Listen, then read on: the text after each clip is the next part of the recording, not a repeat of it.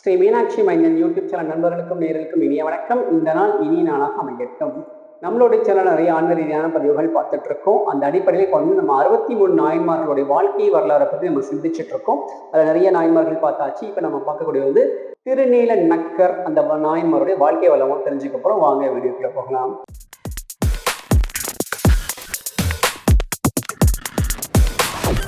அஞ்சுமுகம் தோன்றில் ஆறுமுகம் தோன்றும் வெஞ்சவன் நெஞ்சில் வெயில் தோன்றும் நெஞ்சில் ஒரு கால் நினைக்க இருகாலம் தோன்றும் முருகாசனம் கந்தாசனம் ஓதுவோர் முன் திருச்சிற்றம்பலம் தில்லையம்பலம் வெற்றிவேல் முருகனுக்கு அரோகரா. இந்த திருநில நக்கருடைய பூர்வீகம் வந்து சோழவள நாட்டை சேர்ந்த சாந்தமங்கே என்ற கிராமத்தில் இவர் பிறக்கிறாரு. இவர் பிறப்பால் வேந்தர் குலத்தைச் சேர்ந்தவர். இவர் சிறந்த சிவபக்தர். இவரும் சிவனடியாருக்கு தொண்டு செய்வதை தன் வாழ்நாள் பாக்கியமாக கடமையாக நினைச்சு செஞ்சுட்டே வர்றார். இவருடைய வாழ்க்கை இப்படியே போயிட்டு இருக்கு. இவருக்கு கல்யாணம் ஆயிடுச்சு. இவருக்கு குழந்தை பேர் எதுவுமே கிடைக்காது, எதுவுமே இல்லை.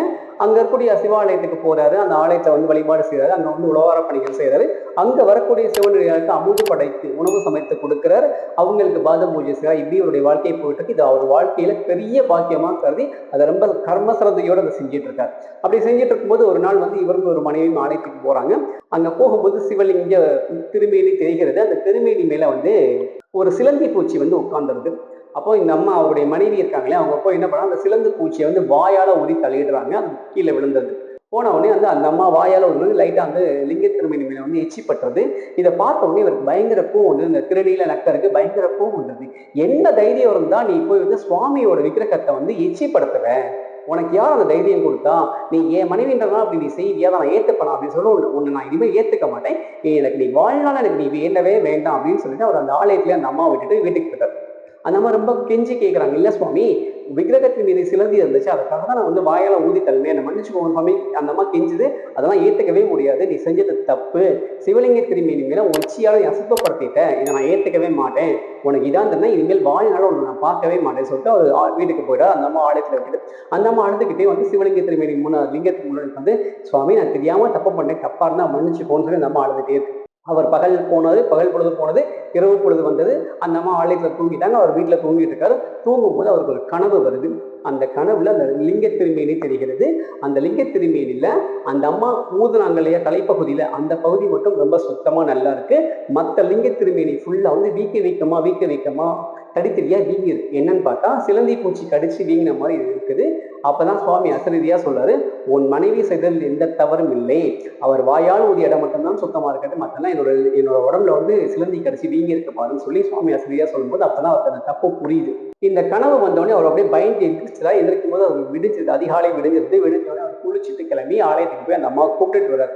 நீ செஞ்சது சரிதாம்மா, நான் தெரியாம அவனை வந்து ஆலயத்தில் விட்டுட்டு போயிட்டேன்னு சொல்லி மன்னிப்பு கேட்டுட்டு அந்த அம்மா வீட்டுக்கு கூப்பிட்டு வர்றாரு. இவருடைய இறைப்பணிகள் இப்படியே போயிட்டு இருக்கும்போது ஒரு நாள் வந்து அந்த ஊருக்கு வந்து திருஞான சம்பந்த சுவாமிகள் வரார். அவர் கூட நிறைய சிவனடியார்கள்லாம் வராங்க. அவங்களுக்கும் இவர் வந்து உணவு சமைத்து போட்டு அவங்களுடைய கர்மசிரம பரிகாரங்கள்லாம் செஞ்சு கொடுத்து அவங்க தங்குறதுக்கு இடமெல்லாம் கொடுத்து நல்லா அவங்களை பார்த்துக்கலாம். அவங்க ஒரு 10-15 நாள் அங்கே தங்கி வந்து அவங்க சிவாலயத்தை தொண்டுகள்லாம் செஞ்சுட்டு அந்த உழவார பணிகள், திருப்பணிகள், கும்பாபிஷேகம்லாம் பார்த்து முடிச்சு சுவாமி வந்து திருஞான சம்பந்தர் திரும்ப அவருடைய இன்னொரு ஊருக்கு போயிட்டார். இப்படி போயிட்டே இருக்கும்போது ஒரு நாள் வந்து திருஞான சம்பந்தருக்கு திருக்கல்யாணம் நடக்க இருக்கும்போது இவருக்கும் அழைப்பு விடுது. இவரும் போறாரு. அங்கே கல்யாணம் நடக்குது. கல்யாணம் முடிஞ்சோடனே அங்கே இறைவன் வந்து ஜோதி சுரூபமாக காட்சி கொடுத்து எல்லாரும் திருஞான சம்பந்தரோட உள்ள போனாங்கன்னு சொன்னாலே ஜோதி சுரூபமா இறைவன் கிட்ட. அதுல வந்து இவர் திருநீல நக்கரும் அவர் மனைவியும் அந்த ஜோதி சுரூபமாக செய்து இறைவனோடும் இரண்டவர் கலந்தார்கள். இதான் வந்து இவருடைய வாழ்க்கையே வரலாறு. இதில் நாம் தெரிந்து கொள்ளக்கூடிய கருத்து என்ன அப்படின்னு கேட்டீங்கன்னா, இறைவன் மீது அந்த அம்மா எச்சிப்பட்டுச்சுன்னு சொல்லி அந்த அம்மா தள்ளி வச்சா, அதை கூட இறைவன் மனசார ஏத்துக்கிட்டாரு. இறை தொண்டை வந்து சிவபெருமானுக்கு மட்டும் தொண்டல்லாமல் அடியாருக்கும் தொண்டு செய்யும் போது சிவபெருமான் நமக்கு எல்லா வரங்களையும் தருவார் அப்படின்னு தான் திருநீல நக்க நாயனார் நமக்கு வாழ்க்கை உனக்கு மிகப்பெரிய பாடம். அடுத்த பதிவில் உங்களை சந்திக்கும் வரை உங்களிடம் விடைபெறுவது ஒரு நடிகை ஸ்ரீ மீனாட்சி மைந்தன். நன்றி, வணக்கம். வான்வகில் வளாது பெய்க மலிவளம் சுரக்க மன்னன் போன்முறை அரசு செய்க குறைவிலாது உயிர்கள் வாழ்க நான்மறை அரங்கல் உங்கள் நற்றவம் கேள்வி மல்க மேன்மைகள் செய்வினதி விலங்கு உலகம் எல்லாம். திருச்சிற்றம்பலம் தில்லை என்பலம். நம்மளுடைய ஸ்ரீ மீனாட்சி மைந்தன் யூடியூப் சேனல், முகநூல் பக்கங்கள், இன்ஸ்டாகிராம் பக்கங்களை ஃபாலோ பண்ணி ஷேர் பண்ணி சப்ஸ்கிரைப் பண்ற எல்லாருக்கும் ஒரு வேல்மாறல் புத்தகம், சுப்பிரமணியர் புஜகம் அல்லது திருப்புகழ் புத்தகம் அன்பளிப்பா கொடுத்துட்டு இருக்கோம். இது போக நீங்க வீட்டுல வச்சு வழிபாடு செய்வதற்கு ஒரு வேல், அது வச்சு வழிபாடு செய்ய ஒரு சின்ன கிண்ணமும் நம்ம அன்பளிப்பா கொடுத்துட்டு இருக்கோம். இந்த 3 புத்தகத்துல வேல்மாறல் புத்தகம் அல்லது சுப்பிரமணிய சுப்பிரமணியர் புஜங்கம் அல்லது திருப்புகழ். இந்த 3 புத்தகத்துல எந்த புத்தகம் உங்களுக்கு வேணும்னு சொல்லி நீங்களே செலக்ட் பண்ணி அனுப்பலாம். எப்படி அனுப்பணும் அப்படின்னு நீங்க கேட்டீங்கன்னா, நம்மளுடைய மீனாட்சி மதி இன்ஸ்டாகிராம் பக்கத்துல போய் நம்ம பக்கத்தை ஷேர் பண்ணி ஃபாலோ பண்ணி சப்ஸ்கிரைப் பண்ணிட்டு அதை வந்து கமெண்ட் பாக்ஸ்ல போய் எனக்கு டிஎம் பண்ணுங்க. உங்க தகவலை டிஎம் பண்ணிட்டு எந்த புக் வேணுமோ அந்த புக்கை நீங்க செலக்ட் பண்ணி டிஎம் பண்ணுங்க. உங்களுக்கு கொரியர் போட்டு வரும். நன்றி, வணக்கம்.